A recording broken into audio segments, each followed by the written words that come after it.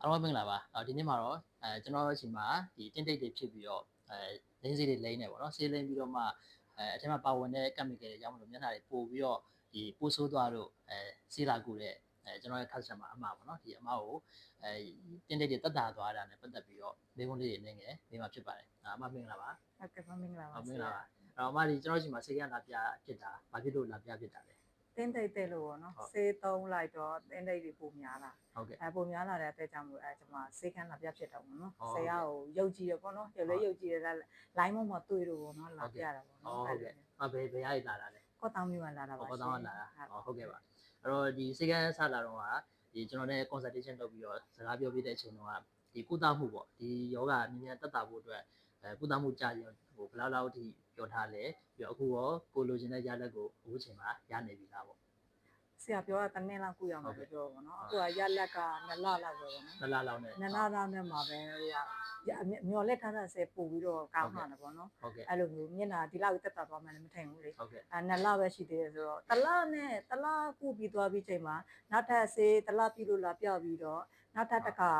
ပြန်သွားပြီးဆေးထိုးပြီးပြန်သွားတဲ့အချိန်ကြတော့ဗောနော်6ရက်လောက်နဲ့တိတာတော့ဗော1လနဲ့6ရက်လောက်မှာတိတာလာတော့ဗောနော်တော်တော်ကြီးတိတာလာတော့ဗောအဲ့ဒါမျက်နှာဗောနော်ဟုတ်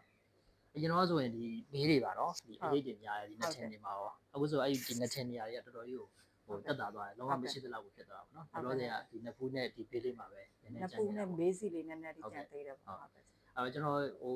ဒီဆေးကန်းမှာကျွန်တော်ကတော့အမကိုထိုးဆေးပဲထိုးပေးတာပေါ့နော်ထိုးဆေးအဓိက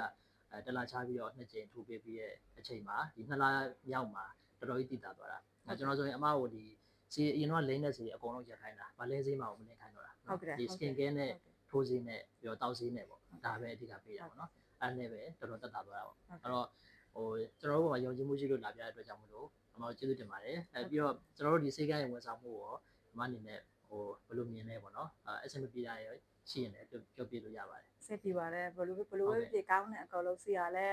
စေတနာထားပြီးအများကြီးလုပ်ပေးရပါတော့သူများလေးကတပြလို့ရှိရင်တော့ရစ်ဟိုပါတနေ့ရဲ့လွယ်ဆက်ကိုရလက်ကိုတနေ့မပြောဘူးလေ